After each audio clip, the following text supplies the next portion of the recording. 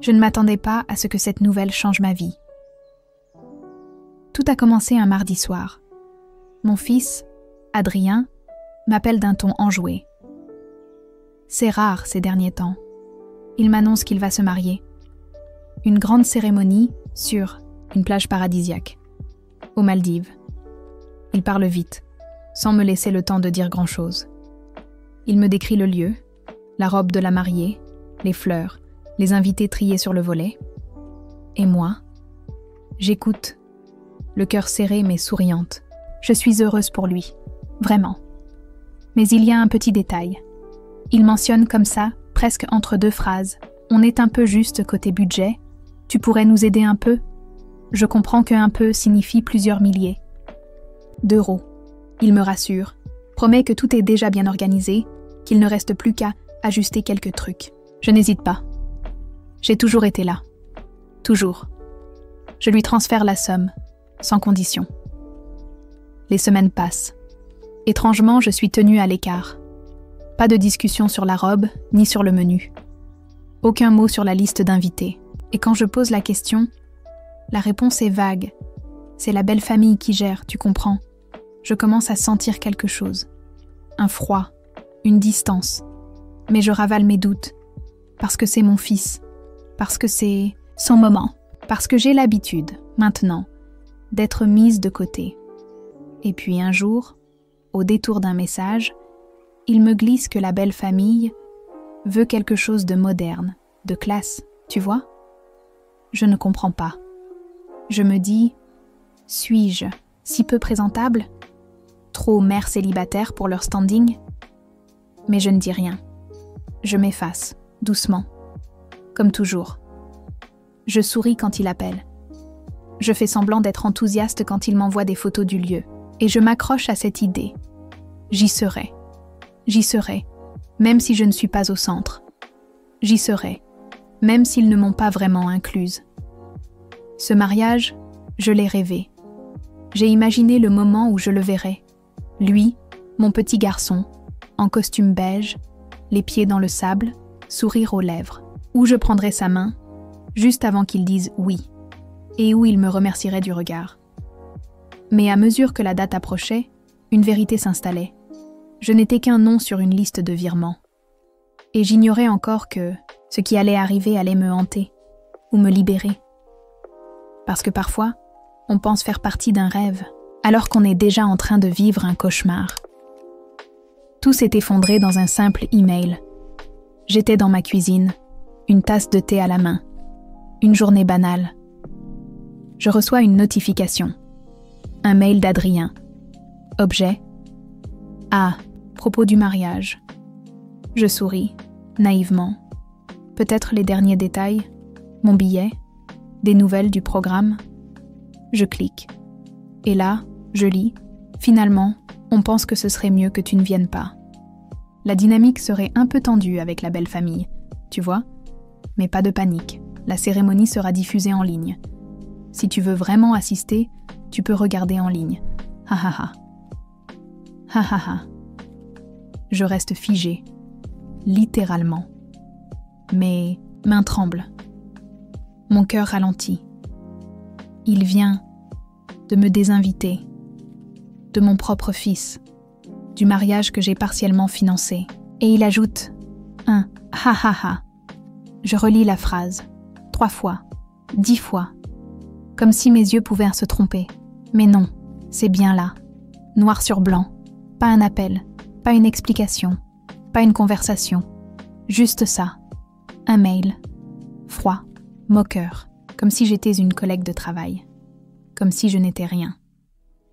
Mon esprit se vide, mais mon corps, lui, réagit. Je me redresse, je ferme l'ordinateur, puis je me rassieds, et je réponds, une phrase, simple. Très bien, profite, bien de ton grand jour.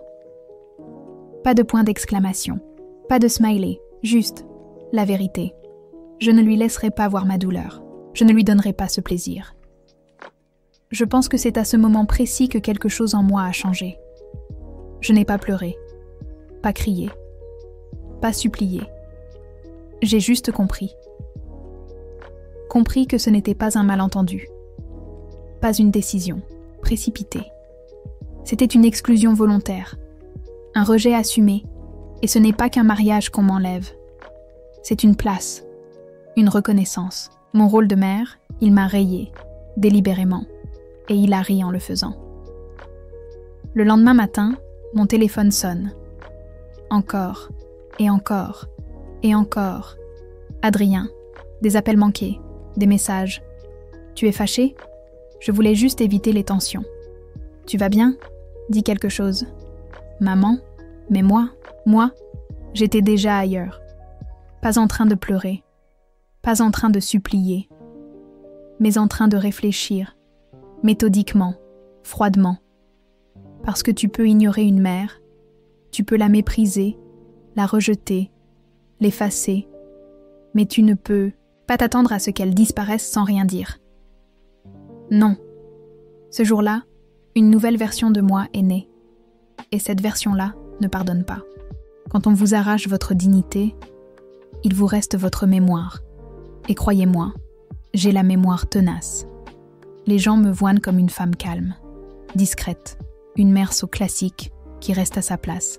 Mais ce qu'ils oublient, c'est que je suis aussi quelqu'un qui n'oublie rien. Dès que j'ai refermé mon téléphone, j'ai commencé à rassembler les pièces. Pas des vêtements pour un voyage. Non, des preuves. Je suis allée droit à mon vieux classeur bleu, celui que je garde depuis des années. J'y ai retrouvé les copies des virements que j'avais faits à Adrien, plusieurs milliers d'euros. Des échanges de mails, où il me remerciait de l'avoir sauvé. Des devis, des contrats, même des photos de moi aidant à choisir le lieu sur Zoom. Je n'étais pas juste la mère qu'on tolère. J'étais un pilier de cette mascarade. Mais ce n'était que le début. Je me suis souvenu de chaque petite pique, chaque regard de travers de sa fiancée lors des dîners. Du jour où elle avait glissé, en riant, que certaines personnes n'ont pas les codes de l'élégance. Je m'étais tue, par amour pour Adrien. Mais cette fois, le silence était terminé. J'ai contacté un vieil ami, François, un ancien camarade de faculté devenu avocat fiscaliste. Je lui ai tout expliqué. Pas dans la rage, non. Avec calme, détail par détail. Il a souri.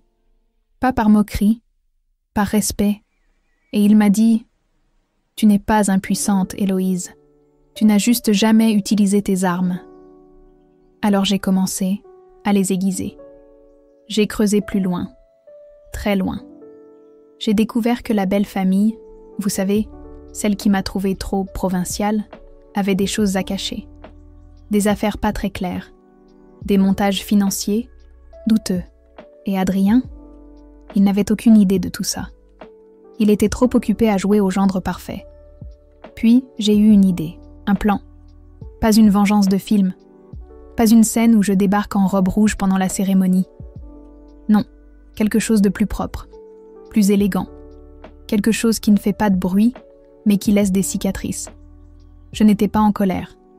J'étais en mission, parce que quand on vous efface, la meilleure réponse n'est pas de pleurer. C'est de réapparaître là où ils ne vous attendent pas. Et de leur montrer que vous étiez bien plus qu'un nom sur un mail. Ce n'était plus une histoire de mariage. C'était une histoire de respect, de justice. Et moi, j'étais prête à tout pour le rétablir. Le mariage approchait. Et moi, je préparais le plus beau cadeau qu'il ne recevrait jamais. Officiellement, j'étais la mère absente, la non-invitée, celle qui regarderait, si elle le voulait, le mariage sur un live diffusé en streaming. Mais officieusement, j'étais en train de tisser une toile, et chaque fil avait un nom. D'abord, il y avait la wedding planner, une certaine Capucine, très chic, très connectée, mais surtout très bavarde, du moins avec les bonnes personnes. Je l'ai contactée sous un faux nom, prétendant vouloir organiser un événement encore plus grandiose. Je lui ai glissé que je connaissais bien le mariage d'Adrien. Elle n'a pas pu s'en empêcher. Elle a tout déballé. C'est là que j'ai appris que la belle famille avait pris les commandes depuis le début, qu'ils avaient changé les plans, révisé la liste d'invités et évincé certaines personnes problématiques. Certaines personnes. C'était moi, le problème, Mais Capucine m'a aussi donné une autre perle. Le mariage allait être diffusé en live. Oui, mais il serait aussi partagé sur les réseaux sociaux du père de la mariée. Un type très actif, très sûr de lui, avec un réseau haut placé, et des ennemis. Je n'ai eu qu'à connecter les points. Grâce aux infos trouvées par François, mon ami avocat, j'ai monté un dossier.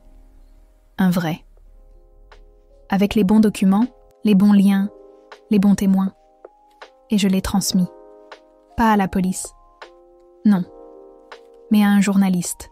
Un spécialiste des scandales discrets. De ceux qui adorent révéler ce que les familles bien sous tout rapport préfèrent cacher.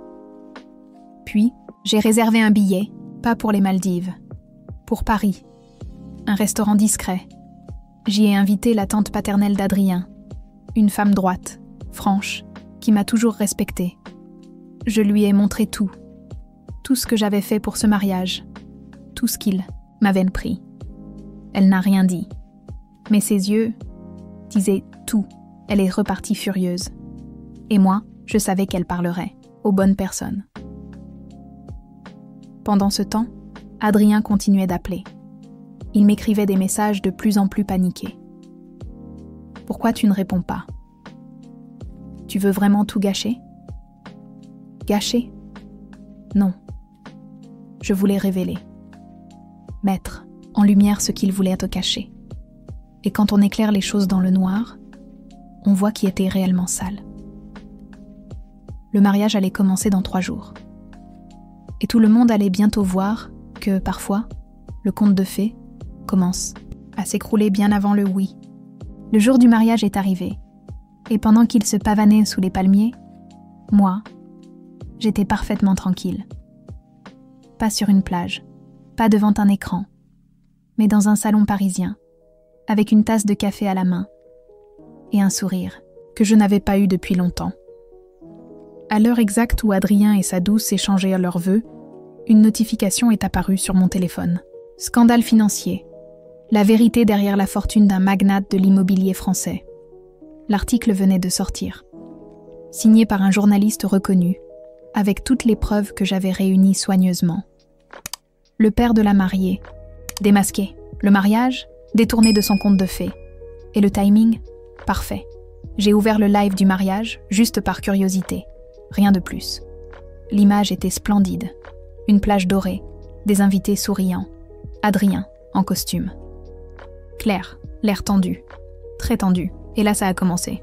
Des regards inquiets. Des chuchotements. Quelqu'un, visiblement, venait de lire l'article sur son téléphone. Puis un autre. Puis encore un autre. L'ambiance a changé. Comme un nuage qui passe devant le soleil. Et moi, j'étais là, en train d'assister à tout ça, sans jamais avoir posé un pied sur cette île. 1 heure plus tard, mon téléphone a explosé. Des appels, des messages. Pas d'Adrien cette fois. De sa fiancée, puis de sa belle-mère. Puis, silence, vide numérique. Comme si d'un seul coup, tout le monde s'était rendu compte qu'il s'était attaqué à la mauvaise personne. Le lendemain, j'ai reçu un simple mail d'Adrien. Pas d'excuses. Pas de maman. Juste une phrase. « Pourquoi tu as fait ça ?» Je n'ai pas répondu. Parce que s'il ne le comprenait pas, alors il ne me méritait pas. Mais la meilleure partie, elle n'est pas là. Le scandale a été repris. Les comptes ont été gelés. Le père de la mariée a dû quitter son poste dans une société importante. Et le mariage, ce moment censé les unir dans la gloire et le prestige, est devenu une blague mondaine, une humiliation publique, sans que j'ai eu besoin d'élever la voix, sans même quitter mon salon. J'ai simplement fait ce que toute mère digne ferait. Je me suis battue pour ma place. Pas avec des cris, avec des faits.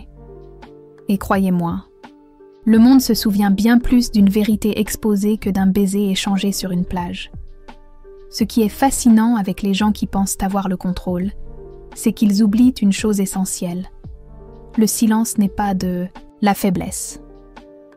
Après le scandale, le clan de la belle famille s'est effondré à la vitesse d'un château de cartes sous une rafale.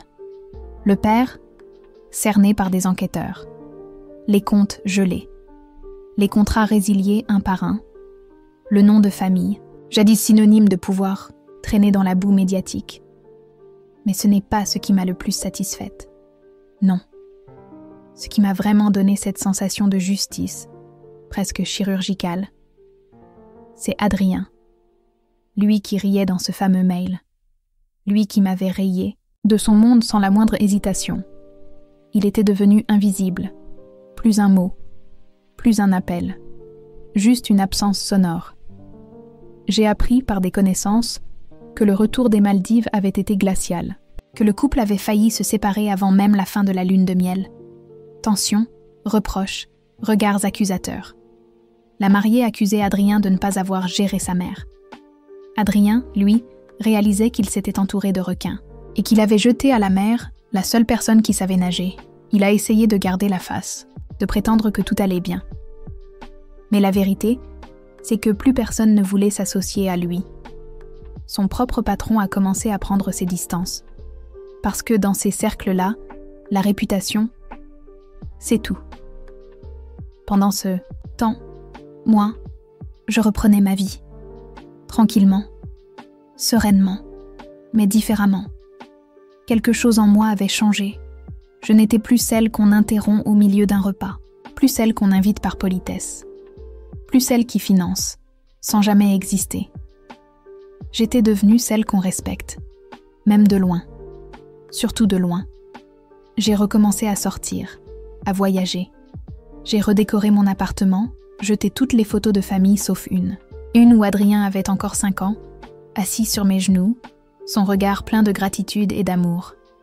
Je l'ai gardé, pas par nostalgie, mais pour me rappeler qu'un jour, j'ai été aimée sincèrement, et que ce n'est pas moi qui ai changé, c'est lui.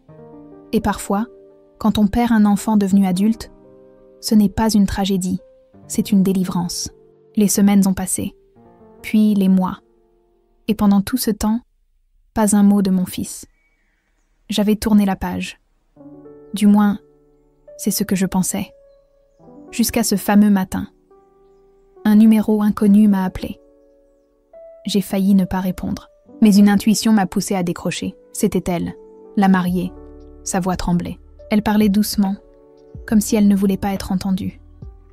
Elle m'a dit qu'elle avait quitté Adrien, que les choses s'étaient dégradées à une vitesse inquiétante après le scandale, qu'il était devenu paranoïaque, colérique, instable.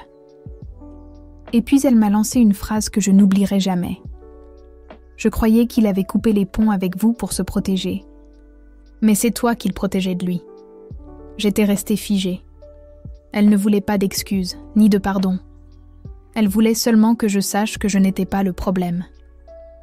Et là, tout s'est emboîté.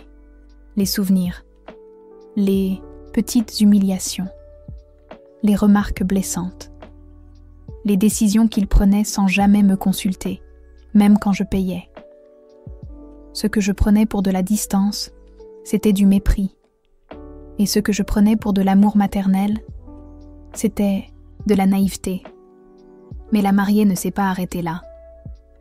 Elle m'a confié que je n'étais pas la seule, qu'Adrien avait coupé de nombreuses personnes de sa vie, amis, parrains, professeurs, même une ex qu'il avait mise à l'écart brutalement, et que le schéma était toujours le même. Il utilisait les gens jusqu'à ce qu'ils deviennent inutiles. Quand elle a raccroché, j'ai ressenti un mélange étrange. Pas de la haine, pas de la satisfaction, mais un immense soulagement, parce que ce n'était plus moi contre lui. C'était lui contre tout ce qu'il avait détruit. Et ce jour-là, j'ai compris que je n'avais jamais eu besoin de me venger. J'avais simplement besoin de me libérer. Ce que j'ai fait, ce n'était pas un acte de vengeance. C'était un acte de rééquilibrage. Un retour de flamme, inévitable, déclenché par son propre feu. Et maintenant qu'il brûlait seul dans les braises, je n'avais plus aucune envie de tendre la main. C'est drôle, vous savez. Pendant des années, j'ai cru que la pire douleur qu'une mère puisse ressentir, c'était d'être oubliée, ignorée, rayée de la vie de son propre enfant. Mais aujourd'hui, je sais que ce n'est pas ça, le vrai chagrin. Le vrai chagrin, c'est de se rendre compte que l'enfant qu'on a élevé avec amour n'existe plus. Et pourtant, je ne suis plus triste. Pas parce que j'ai tourné la page, mais parce que j'ai réécrit tout le livre. Je suis partie quelques semaines en Toscane, seule, sans téléphone. Juste moi, un carnet de notes et le silence. Et c'est là-bas, au cœur des collines dorées, que j'ai compris quelque chose de fondamental. On ne guérit pas toujours en réparant les liens. Parfois, on guérit, en les acceptant comme définitivement brisés. Je ne suis pas une victime.